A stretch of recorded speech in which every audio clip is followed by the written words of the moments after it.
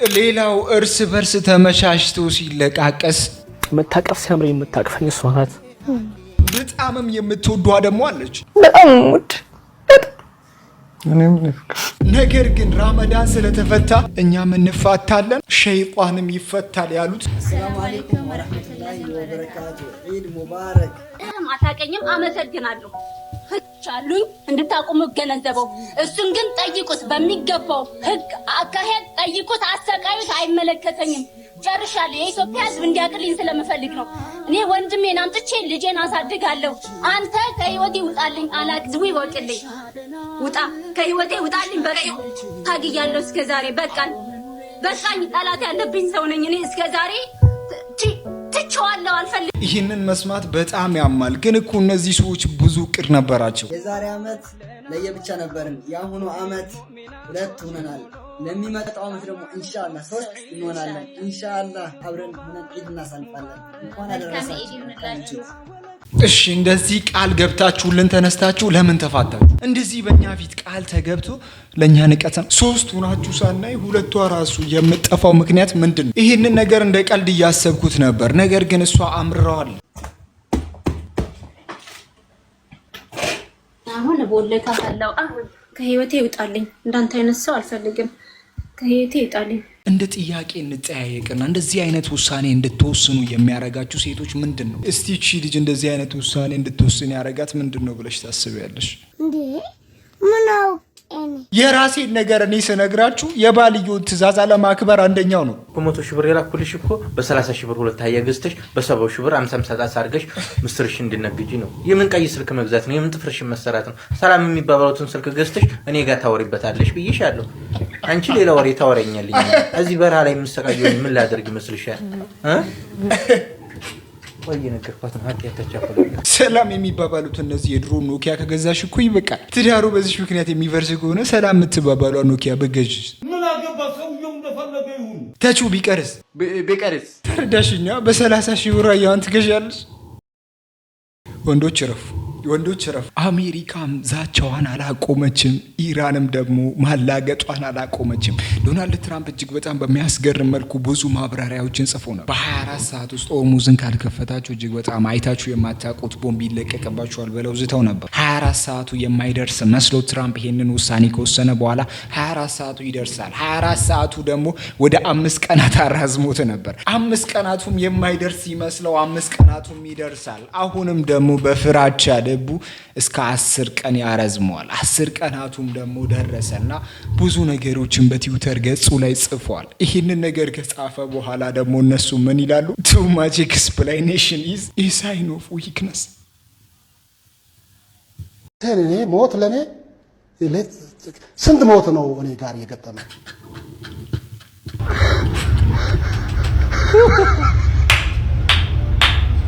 አንድ ሰው ብዙ እያብራራ ከሆነ ብዙ እየፈራ እንደሆነ መረዳት አለባቸው።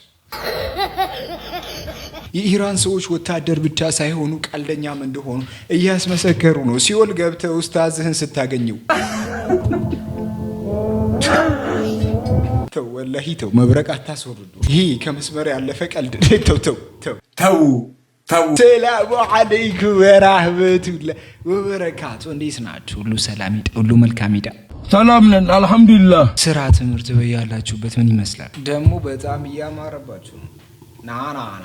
አባትን በላንተ ብዙት ለብልባ ራሳቸውን መስለው መልእክት ማስተላለፍ የማይችሉ አንዳንድ አካላት ቆም ብለን እናስብ። ሙሐመድ የክርስቶስ ኢየሱስን ሞትና ትንሣኤ ለመካድ ሲፈልግ ወማ ቀተሉሁ ወማ ሰለቡሁ አለ።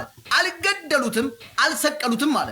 ነገር ግን ያዩ የሰሙ በቦታው የነበሩ ሐዋርያት ስለ ክርስቶስ ሞትና ትንሣኤ ሲመሰክሩ እኛስ ያየነውንና የሰማነውን ከመናገር ዝም አንልም አሉ።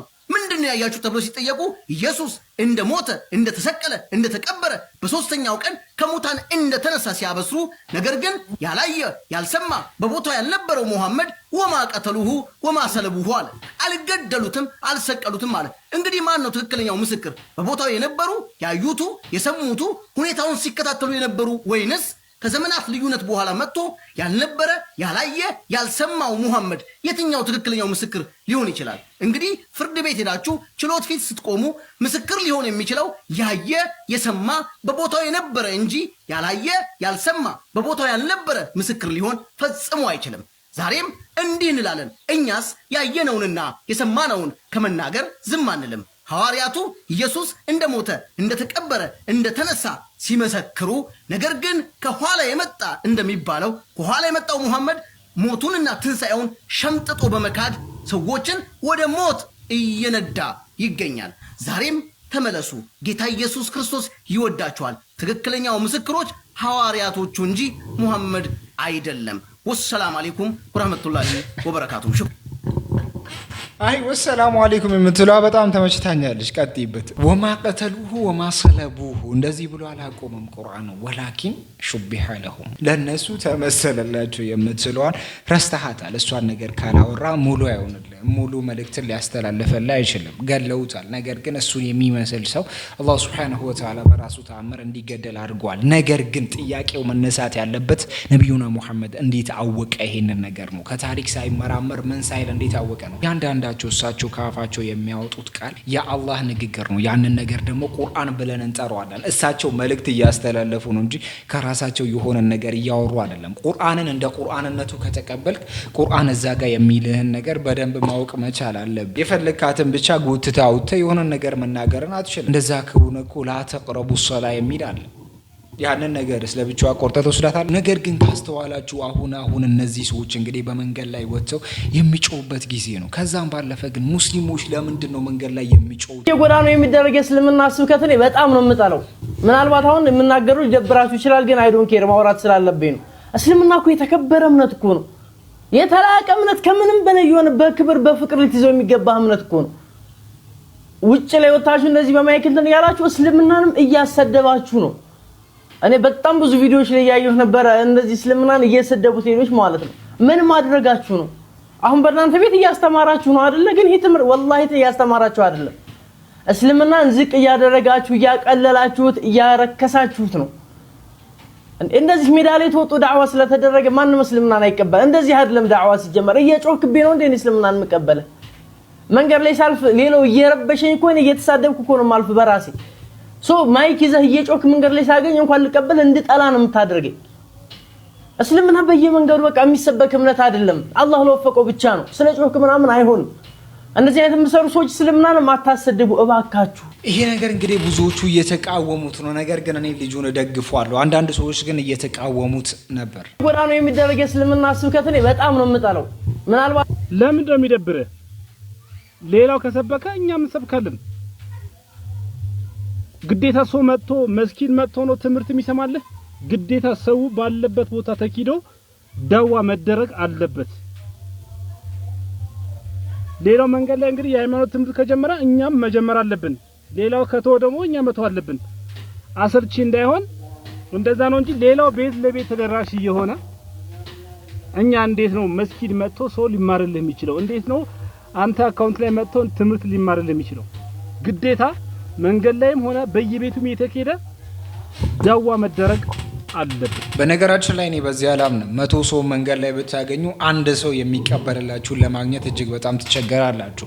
ሰው እስልምናን የሚቀበለው እኛ ላይ በሚያየው ጥሩና ውብ ነገሮች እንጂ እንደዚህ ወተን ስለጨውን አይመስለኝ። እቺ መጨረሻ ላይ የምንስባት ቃታ ናት። እነሱ በብዙ መንገድ ደክመው እንደዚህ መንገድ ላይ በመውጣት ብዙ ነገሮችን እየለፈለፉ ያወራሉ። አንዳንድ ኡስታዞች መንገድ ላይ ወጥተው እንደዚህ ሲያወሩ ወላሂ እጅግ በጣም ሼም ነው የሚይዘኝ። ይሄ ነገር እናንተ ምን ይመስላችኋል? ቢተገበር ወይ ደግሞ ቢቀር ይሻላችኋል?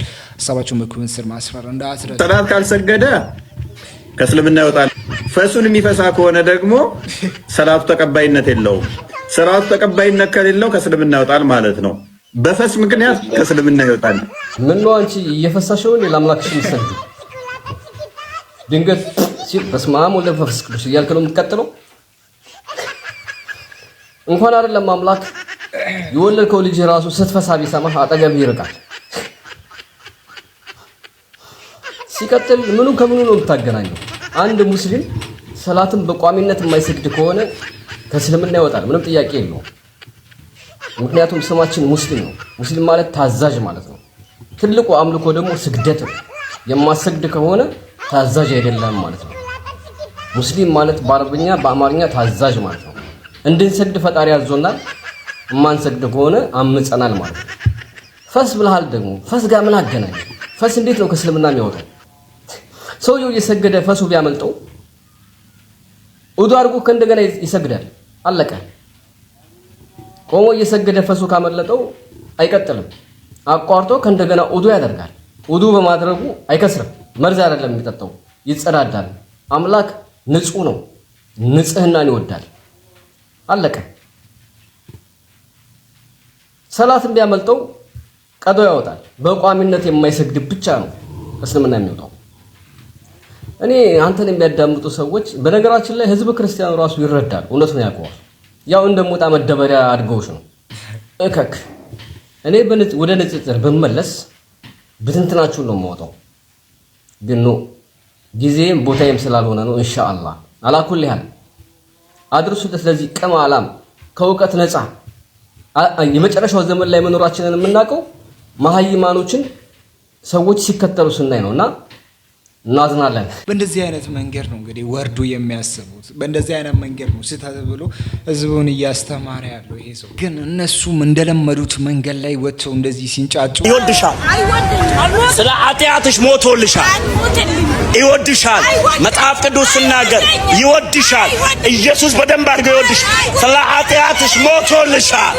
ኢየሱስ ሞቶልሻል። ኢየሱስ ሞቶልሻል። ኢየሱስ ወዳችኋል። ኢየሱስ ወዳችኋል። ኢየሱስ ይወዳችኋል። ኢየሱስ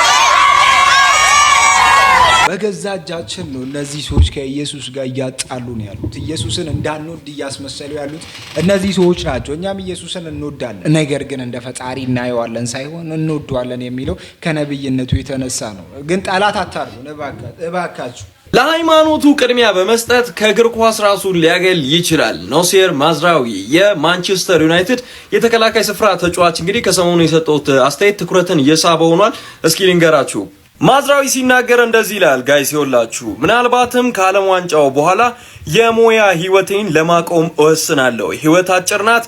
ቁርአንን በቃል መማርና አንድ ቀን የመስጊድ ኢማም መሆን እፈልጋለሁ ሲል እንግዲህ ኖሴር ማዝራዊ አስተያየቱን ሰጥቷል። እንደሚታወቀው የ2026ቱ የዓለም ዋንጫ እጅግ በጣም በቅርብ ጊዜያት ውስጥ ነው የሚከናወነው ጋይስ። ይህ ተጫዋች ደግሞ እስከ 2028 ድረስ በቀያይ ሰይጣኖቹ ቤት ውስጥ ኮንትራት አለው። ምናልባትም ይህንን ተከትሎ በማንቸስተር ዩናይትድ ቤት ያለውንም ኮንትራት አቋርጦ ሊሆን ይችላል ማለት ነው የእግር ኳስ ህይወቱን የሚያበቃው። በእድሜው እጅግ በጣም ገና ነው። ለእግር ኳስ ከሪታይርመንት ሊያቀርበው የሚችል አይነት እድሜ ላይ አይደለም የሚገኘው።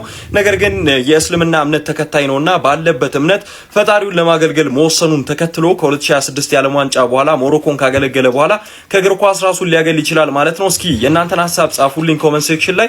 ምን አይነት ሀሳብ ትክክለኛ ውሳኔ ነው ወይ የወሰነው የሚለውን ኮሜንት ሴክሽን ላይ ጻፉልኝ። የፕላስ ምልክቷን እየነካ ኳስ አይደለም ፕሬዝዳንትነትም ይቀራል። እንደዚህ አይነት ስሜት ካለ እጅግ በጣም በሚያስገርም መልኩ እንግዲህ እስራኤል ከዚህ በፊት ብዙ በደሎችን ፈጽማ እንዳላበቃች የእስራኤል ፓርላማ በእስራኤል ላይ የሚገኙ ፍልስጤማውያንን በሙሉ በሞት ሊቀጣ ነው፣ የሞት ፍርድ ሊፈርድባቸው። ይህንን የሚያደርገው እንግዲህ በእስራኤል ላይ የሚገኙ ፍልስጤማውያን ላይ ዴስ ፔናልቲ ወይም ደግሞ የሞት ፍርድ የሚያስፈርደው ወይም ደግሞ የሞት ፍርድ የሚፈቅደውን ቢል ከሰሞኑን ፓስ አድርጓል ወይም ደግሞ ከሰሞኑን አጽድቋል። ይህም የሞት ፍርድ የሚፈረድባቸው አክትስ ኦፍ ቴረር ወይም ደግሞ የሽብር ወንጀል ወይም ደግሞ ቴረር በእስራኤል ላይ ፈጽመዋል የተባሉ ፍልስጤማውያን ላይ። ነገር ግን በጣም ያስገርመው ነገር ጂዊሽ እስራኤሊ የሆኑ ፍልስጤማውያን የገደሉ ወይም ደግሞ ተመሳሳይ ድርጊት ፍልስጤማውያን ላይ የፈጸሙ ሰዎችን ግን ተመሳሳይ ቅጣት አያገኛቸው። ይህም ቢል ወይም ደግሞ ይሄ አዲሱ ህግ እንግዲህ በቀጣዮቹ 30 ቀናት ወደ ተግባራዊ ይገባል ወይም ደግሞ ተግባራዊ መደረግ ይጀምራልም ተብሏል። የተለያዩ የአውሮፓ ሀገራት ይህንን ቢል ክሪቲሳይዝ ያደረጉት ነው ወይም ደግሞ እየተቃወሙት ነው። ሰዎችም እያሉ ያሉት እንግዲህ እስራኤል ኤክስኪዩት ማድረግ ትፈልጋለች ወይም ደግሞ መግደል ትፈልጋለች ፍልስጤማውያን፣ ዓለም ደግሞ ይፈቅዷል ይሄንን ነው። እስካሁንም ድረስ በደርዘን የሚቆጠሩ ፍልስጤማውያን በእስራኤል እስር ቤት ውስጥ እንደሞቱ እንደተነገረ የፍልስጤም ባለስልጣናት ይህንን ነገር ዋር ክራይም አጌንስት ዘ ፓለስቲኒያን ፒፕል ወይም ደግሞ ፍልስጤማውያን የታወጀ የጦር ወንጀል ወይም ደግሞ እንደ ጭፍጨፋ አይነት ነው እያሉ የገለጹት ነው። እንግዲህ የፍልስጤም ባለስልጣን አሁን ላይ በእስራኤል እስር ቤት ውስጥ ከሚገኙ ከ9500 በላይ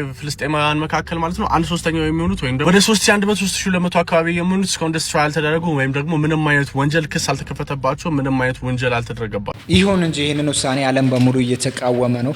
ከእስራኤልም አንዳንድ ግለሰቦች እጅግ በጣም አስገራሚ በሆነ መንገድ እየተቃወሙት ነው። የፓርላማ አባል በፓለስቲኒያኖች ላይ የተወሰነው የሞት ቅጣት የታሰሩት ማለት ነው ህጉን በመቃወም ወጥቷል። ትናንትና ዓለም ላይ ብዙዎችን ያነጋገረ የእስራኤል ፓርላማ ወይም ኬሴኔት ማለት ነው አንድ ህግ አውጥቷል። ይህም ደግሞ አሸባሪ ብሎ ያዛቸው የፓለስታይን ሰዎች እንግዲህ የሞት ቅጣት እንዲወሰንባቸው የሚያደርግ ህግ ማጽደቁን ተከትሎ ነው። እናም ይህ የእስራኤል የፓርላማ አባል የሆነውና የገዢው ፓርቲ ተቃዋሚ የሆነው ኦፈር ካስፊር የተባለ ሰው ማለት ነው ትናንትና እስራኤል ፓርላማ ላይ የተወሰነው የሞት ቅጣት ማለት ነው ያ የሞት ቅጣት ህግ ሳይሆን የዘር ማጽዳት ህግ ቅጣት በማለት ነበር እንግዲህ ህጉን የተቃወመው ማለት ነው። ኦፈር ካሲር ካነሳቸው ነጥቦች መካከል ይህ ዘረኝነትና አድሏዊነት ነው ይላል። ምክንያቱም ደግሞ የሞት ቅጣቱ ፎከስ ያደረገው ወይም ደግሞ ትኩረት ያደረገው በታሰሩ ፓለስቲኒያኖች ላይ ነው። አሸባሪ በተባሉ ደግሞ ሌሎች በዚህ ጉዳይ በታሰሩ በማለት እንግዲህ እየጠየቀ ይገኛል። ሁለተኛ ደግሞ ህጉ የወጣበት ዋነኛ ዓላማ ለእስራኤል ዲሞክራሲ ታስቦ ሳይሆን በበቀል ምክንያት በበቀል ደም ጥማት ምክንያት የመጣ ህግ ነው በማለት እንግዲህ ይህ የእስራኤል የፓርላማ አባል የኬሴኔቱ አባል እንግዲህ ተቃውሞውን ግልጽ አድርጓል። ትናንትና እንግዲህ ከተቃወሙት መካከልም አንዱ እሱ እንደነበረ ተነግሯል ማለት ነው። ትናንት እንግዲህ እስራኤል አንድ ከባድ ህግ ማውጣቷ ይታወቃል። አሸባሪ ብላ ያዘቻቸው የፓለስታይን ሰዎችን እንግዲህ በሞት የመቅጣት ነው። ይህም ደግሞ ያለማንም ጠያቂ እንግዲህ እንደምታደርገው ግልጽ ነው። አሁን ላይ ብዙዎች እየተቀባበሉት ያለ ዜና ነው። ለተመሳሳይ መረጃ እናንተ የፕላስ ምልክት እሷ እንደዚህ እንደ ልቧ እንደፈለገች ስታረግ ማንም ምንም የማይላት ሀገር ናት። እንግዲህ አላህ Subhanahu Wa Ta'ala እነዚህ ሰዎችን ይነስርልን እንላለን። ይሄ ደግሞ የኛ ድክመት ነው፣ የሙስሊም አንድነት ድክመት ለዚህ ሁሉ ነገር ዳርጎናል። እኛ አንድነት ቢኖረንና ብዙዎቹ በአንድ ላይ ቢቆሙ እንደዚህ አይነት ውሳኔዎችን ለመወሰን እጅግ በጣም ይፈራሉ። ለምን? ብዙ ነገሮችን ከሙስሊም ኡማ ላይ የሚያገኙት ስለሆነ ነዳጅ የሚያገኙት ከሙስሊም ኡማ ላይ ነው። ብዙ ነገሮችን የሚያገኙት ከሙስሊም ኡማ ላይ ነው። ያንን ነገር የማቆም ብቃት ራሱ ሲኖረን እንደዚህ አይነት ውሳኔዎችን ለመወሰን እጅግ በጣም ይፈራሉ። ዲፕሎማሲ ሆኖ ከሙስሊም ሀገራት ላይ እየተጠቀመች ያለችው አሜሪካ ይህንን ውሳኔ ውስጥ አልቃ ገብታ ብዙ ነገሮችን ትቀይራለች የሚል ሀሳብ ይኖረን ነበር። አሁን ግን እጅግ በጣም በሚያስገርም መልኩ አንድ አላህ ብቻ ነው ያላቸው። ገጥመሻል፣ ወሬ አታብዣል። ውጪው ትበላለክ እግራም እኔ ስሰብርስ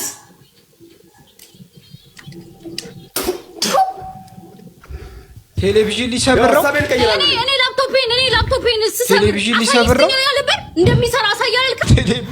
ቴሌቪዥን እየጠበቅኩ ነው። ተቀጣልኝ። ምኑን ያሁን ያደቀኩት ምንድን ነው? ቆሻሻ ለምን ነው ያላሳየኝ? ስትሰብረው ኔትወርክሽ ነው ሴትዮ። ህዝብ አይቷል። እሺ ተራይሷ ነው እሱ። ማሚ ተመለስና አሳየኝ። በምን ልለየው? ሰውዬ በምን ልለየው? በምን ልቀጥቅጪው? ዝም ብለሽ ቀጥቅጪ። አሰርተሽ ልትጠቀሚ ነው። ከአገልግሎት ውጭ ሆኗል እኮ አይታይም እንዴ? በፍጹም አልሆነም። ይኸው ይታያል። ልታሰሪው ነው። አይሆንም። አገልግሎት መስጠት የለበትም። ተማሪው እንደዚህ አድርገሽ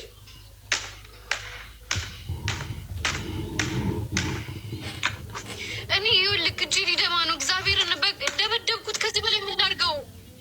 ይታያል። ምኑ ሴትዮ ገጥመሻል። ግጠም እያልኩ እኮ ሰበርኩልህ እኮ። ምንድን ነው የምታወራው? ለይው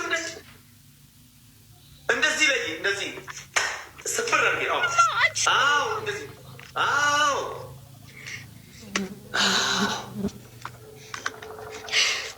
ኧረ እኔን ከአቅሜ በላይ ነው። አልችልም። በእናትህ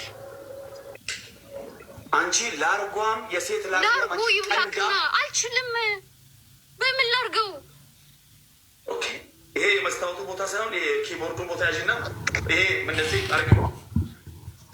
እንዴ በብረቱ ማለት ነው። ይሄ በዚህ የሚታየው ይሄኛው ጠንካራ ነው። እንደዚህ አይሆን። በዛ እሱን ያሽ ያኛው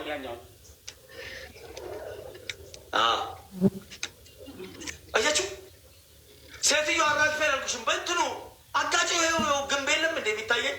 ኧረ ማሜ ሚድናይት ነው። ፖሊስ እንዳይጠሩብኝ እባክህ። ኦኬ ስለዚህ እንደዚህ ሰበሪዋ እንደዚህ አድርጊ። መስበር አልችልም። ያው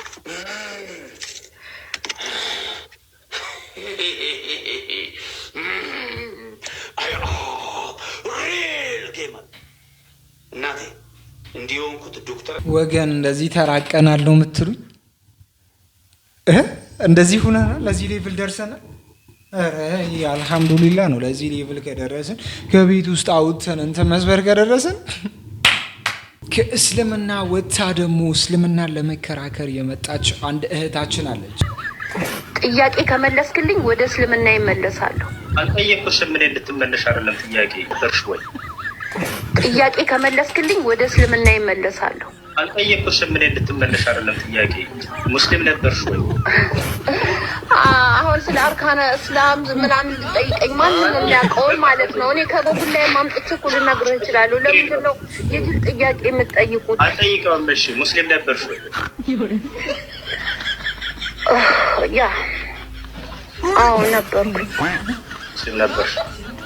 እሺ ሶላት ጀናዛ ይኸውልህ፣ እሺ አይደለሁም። በቃ እሺ ልበልህ። እሺ አይደለሁም፣ ክርስቲያን ነኝ ልበልህ። ክርስቲያን ነኝ ልበልህ። እሺ ግን ጥያቄ እሺ ለምን ታዋሻለች? አያሻታል ቅድም በመጽሐፍ ቅዱስ ይዛት ሲመለስላት ጊዜ አይ ክርስቲያን አይደለሁም ማለች። ምንድነሽ? ሙርተድ ነኝ። እሺ ሙርተድ ከሆንሽ ስለ አርካኑ ሶላት ልጠይቀኝ ነው። አልጠይቅሽም። አርካኑ ሶላት ጀናዛ ስንት ነው ስላት፣ አይ ውሸት መዋሸት በነገራችን ላይ አስፈላጊ አይደለም። ፕሮፋይልና ስም ቀይረው መጥቶ በእስልምና ስም የሆነ ነገሮችን ለማድረግ መሞከር እውቀት አይደለም። እውቀት ካላችሁ ፊት ለፊት መከራከርና ፊት ለፊት ማሳመን መብት አላችሁ። ያንን መብታችሁን ተጠቅማችሁ ማውራት ወይም ደግሞ ማሳመን ትችላላችሁ። እባካችሁ ረፉ እንደዚህ የምታደርጉ ሰዎች። መውደድ ካለብህ መጀመሪያ ከአላህ ረሱል ቀጥሎ ማንን ነው የታወቀ? አባትና እናትና ከዛ ደግሞ ከአንድ ማህፀን አስበው አንድ ማህፀን ውስጥ የተቀመጠ እንትኑ በጣም ከባድ ያማል እኮ አይደል? ከዛ የወጣን ወንድምህን ደግሞ እንዴት አድርገህ ነው እሱን ንቀህ እሱን አናንቀህ እሱን ተሳድበህ ምናምን መውጣት፣ እሱን አስቀየመህ ምናምን መውጣት ይቆጫል። ሳታስበው ነገ ምን ነው እንዲህ ባላልኩት። አንዳንድ ሰው እኮ ሲለይ ምን አለ አስቀይሞኝ በነበረ ምናምን ብለህ የምትመኘው ሰው አለ። ውስጥ ያለው ሐዘን እንዲወጣልህ ነው። ወላሂ ለቤተሰብ ለእናት ለአባት በጭራሽ ምን ነገር ተው። ሱና ሰላት እንኳን አላህ ከሱ ሐቅ ቀጥልቆ ሱና ሰላት እንኳን ከሐረምክ ማቆም በዚህ ደረጃ ነው። በቃ ሶፍ የምትባለውና ቀላልውን ቃል እቺ በጣም ቀላልውን ግን አኺራን ታበላሽ ቃል እንኳን እንዳትጠቀም። በዚህ ያክል ደረጃ ነው እስላም የሚጠነቀቀው። በዚህ ያክል ደረጃ ነው የኛ ጸባያችን። ዓለም ይሄንን እውነታ እንዳያውቅ ብዙ ነገሮችን እየበለዙ ነው፣ ብዙ ነገሮችን እያደረጉ ነው። ነብዩ እንደዚህ ያደረጉ፣ ነብዩ እንደዚህ ሆነ፣ ነብዩን በዚህ ሰዓት ሃው ብሮ ተራ ህዝብ ሁላ ታሪክ የሰሩትን ተራ ህዝብ ብለህ የምትማሪያቸውን ኬሚስትሪ ላይ፣ ባዮሎጂ ላይ፣ ፋዘር ኦፍ ፊዚክስ፣ ፋዘር ኦፍ ኬሚስትሪ እነሱን እኮ ስትማር እያከበርካቸው ነው። ምናቸውንም ሳታውቅ ብዙ ነገሮችን እያደረክ ነው። እንደዚህ ዓለምን የለወጠ ሰውን ደግሞ እንዴት ብለህ እንደምታወራ አላቅም። ሰውነታቸውን ብቻ ራሱ ብታስብ ነብይነታቸውን ትተህ ለዛሬ ስነሱ ፕሮግራም በዚህ በቀጣይ ቪዲዮስ ከአኔ አንሱ ዳዓት የኙኒ ኮሜንት ጀለስ በረስ አከደግ ይሁን ላይክ ምክበራ ከይትረሲው